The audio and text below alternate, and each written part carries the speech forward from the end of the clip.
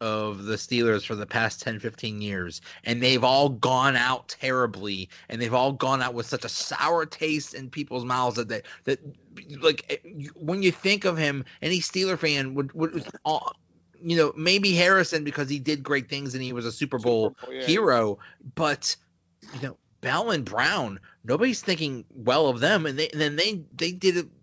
They had great stats. They did great things, but great individual things. It's what happens when your best players are some of your worst leaders. This is what happens.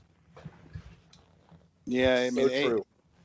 I've had a lot. I mean, I've loved watching AB on the field and play, and this one to me feels like more of a stab in the back by him than Bell does. So, like as a fan.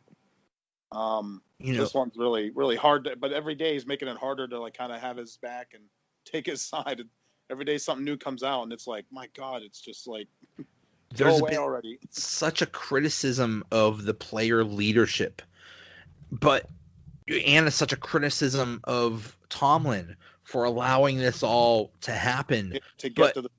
Exactly, but what can you do? It's like, I think it's tough. I mean, to a point, like, you always hear people like, oh, how does Tom let this happen? But I mean, guys, these are grown men at the end of the day. Like Tomlin can't police these guys 24/7. And for people to think that Belichick does the same is insane to me. I don't know. We've heard ex-Belichick players kind of not say anything necessarily negative about them, but how it's like on a lockdown and not fun and stuff like that. But when they're winning, they're happy. So, but I don't know how there's like an extreme of Belichick and extreme of Tomlin, and I'd like somewhere in the middle maybe. Well, everybody says, well, how would Belichick handle Antonio Brown? And the answer is, well, look what he did with Randy Moss. I mean, Randy Moss had like that record-breaking year, but then the next year, I believe he did something and they just released him or traded him or I can't remember something. The exact way out, but yeah. Yeah. He started acting up. I remember that.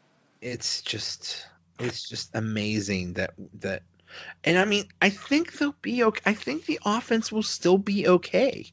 I think if you still have a good offensive line, Ben is still good. You still have Connor and maybe they'll get McDonald. You have pieces there, and they say, well, Juju can't be a number one. It's like, well, look what he did in the Cincinnati game. Well, yeah, because first of all, him showing up on the sideline was in a mink coat was a huge distraction and really screwed them up.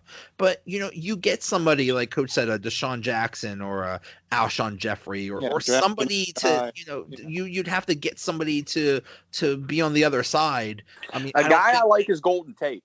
Yes, I mean that's a guy. Yes, there's some receivers out there where if you want to. If you think Jalen Samuels can split carries with Connor, or if you want to go get a running back this year in the draft, I think Golden Tate, Devin Funchess is out there, Randall. Yeah, like we talked about Jackson running out of Tampa. Yeah, I mean, even trade. I mean, those are the free agents. Yeah, those aren't going to cost you anything. I mean, but I'm with you, Mark. I would love. I think Deshaun Jackson and that Buccaneers. Fifth pick in the second round is the deal that I would really try to. Maybe you can get a third rounder next year or something like that. I think that's the deal that they should be looking for. And then defense. I got the name of all names that would solve all of the problems.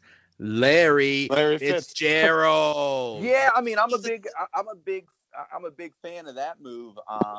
That would be good to have a nice. I feel like he wants to retire Cardinal. And not put on any other. Possibly. Pittsburgh. I'm sure there's probably only a few teams he would do that for. Don't know if the Steelers would even mind, but there's no original hot shop. I think Minnesota would be Minnesota probably. Yeah. I think he would be more inclined to go to Minnesota than he would Pittsburgh. Yeah. Although I guess the difference between playing with Ben or playing with Minnesota quarterback, which I'm not even naming. There's no original hot dog shop in Minnesota or Arizona. Just saying. That is true. and remember all of those wonderful memories in those half-empty stadiums in Heinz Field. There is no hook, fish, and chicken in Hey. Minnesota or Arizona. I know that. Thank you. Hey, he's got to have memories of them making the Tangerine Bowl. I was at the tangerines being thrown on the field everywhere. I'm like, what is going on?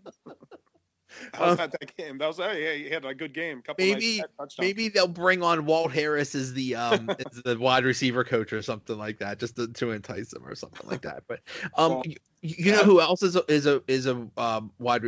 free agent? Randall Cobb, not bad. Dante Moncrief, not bad. All he does is catch touchdowns. Yeah. I mean, Golden Tate's a free agent. John Brown, Cordarrelle Patterson. So they're oh my God, Mike Wallace. Mike Wallace, 360, come all the way back. I'll tell you a sleeper in this free agent wide receiver class that'll probably come cheap unless I know Winston loves him is Adam Humphries. There you go. From the Buccaneers. I think he could be a sleeper to keep the eyes on. If you can't get a Golden Tate or a Randall Cobb or somebody like that. Yeah. Well, back to that Juju thing about him, it's like the same thing as when Antonio Brown kind of emerged as a second behind Hines. It was like, hey, can he do that? I'm not sure if he can do that. And he came in and did. I'm not saying Juju's going to be putting up 5-year record numbers, but like AB did. I got another name for you. Des Bryant. Oh, there you go. Wow, that was a bummer for, what was it? Wait, where did he end up trying even to go? I can't remember. He signed with the Saints in the first day, first practice. Saints. Wow. He tore his Achilles. Yeah. How old is he now? He's like 34, something like that? He's 124. Yeah, I was going to say, that shows you like how long you just kind of rest and then the age thing and all it takes is one practice. No, I'm sorry. He's only 30. He's only 30. Holy crap. Lord, like 33 or 34. Yeah. I mean, that could be a training camp invite or, a veteran minimum sign. Yeah, good Lord. How like AB's older than him, but Bryant was out of a job. Yeah, I mean, we're going to give you a bonus-laden contract where, exactly. You get this many catches, boom, we're going to give you this. Do you remember during training camp when people are like, should the Steelers get Des Bryant? We're like, no, we don't want that distraction. Yeah, I can't believe at that time. I couldn't believe that people didn't want Des Bryant. I was like, is this serious? Like, I was like, why not load up the receivers? Who are you going to cover? Like, and then all of a sudden we're looking for a third receiver. Yeah. That's crazy. Yeah, you can't rely on rookie receivers. No, they're learning too much. The game's too fast for them. They need to slow down after a year. Especially one from the Big 12 that's, just catching jump balls, 50 balls, basically. We were spoiled by Juju. Yeah, Juju's the exception. There's very few that have that immediate impact as a rookie. Yeah, no matter who the rookie wide receiver is, even if it's like a top, a very high draft pick, they don't do well their first year. Yeah, so. I mean, look at guys like Mike Williams, Corey Davis. Even like AB and Emmanuel Sanders, they both were kind of just decent the first, year. They didn't do a whole lot. Yeah.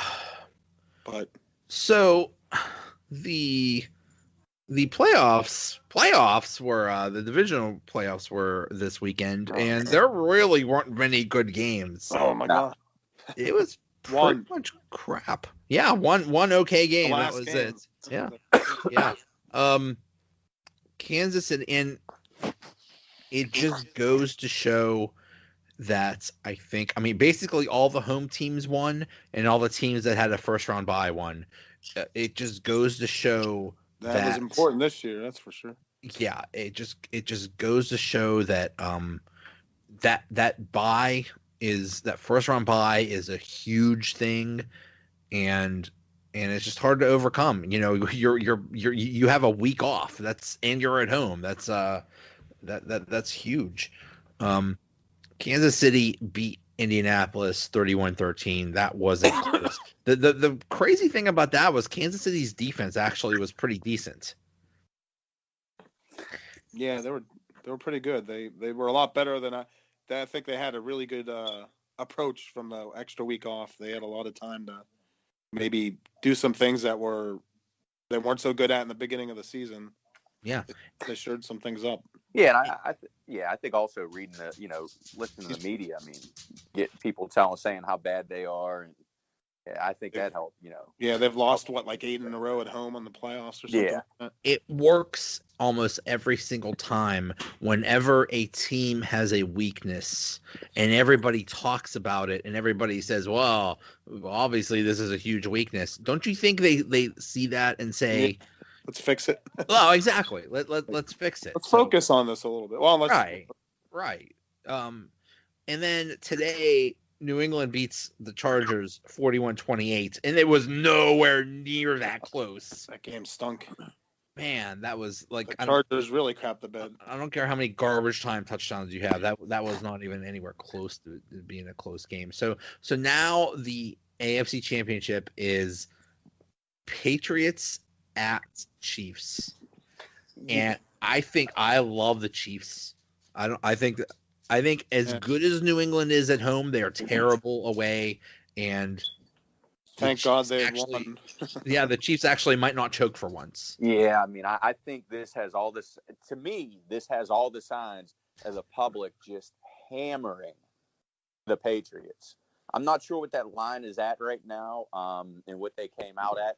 I want to say I saw the Saints -7, or the Saints -3.5. I'm sorry, but I'm not sure what the early line is on that game. But I'm with you, Joey. I think the Chiefs are going to roll. I just think Mahomes is unbelievable. I think at Arrowhead, it's going to be just a different story than it was today, especially if they can get to Brady like they got to Luck. I think it's going to be a double-digit win for the Chiefs, and I don't know if anybody can beat them right now. Yeah, Chiefs are on quite a roll now. They got back after struggling briefly in the third quarter of the season, I guess it would be. But I mean, Kansas City's been waiting for this game for a long time. To have the championship at home, get all the demons off their back. Finally get to the Super Bowl, win it at home against Brady and the Patriots. I'm seeing a line is Kansas City by 3, but that's probably very early. I'm also seeing the line as New Orleans getting 3 or given 3, I should say. So yeah, it's still early in that.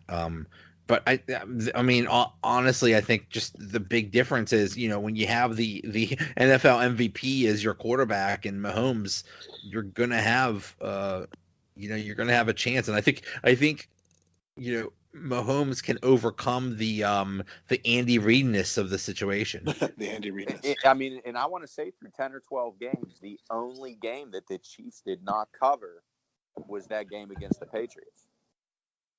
Yeah, I don't know what the line was in the Steelers game, but it was like 4 or something. That the Steelers might have been favored actually because it was only the second game of the year. So yeah, they were favored. Yeah, because it was way early. But yeah, it's crazy. I don't know if you guys saw the video after the quote from Brady after the game.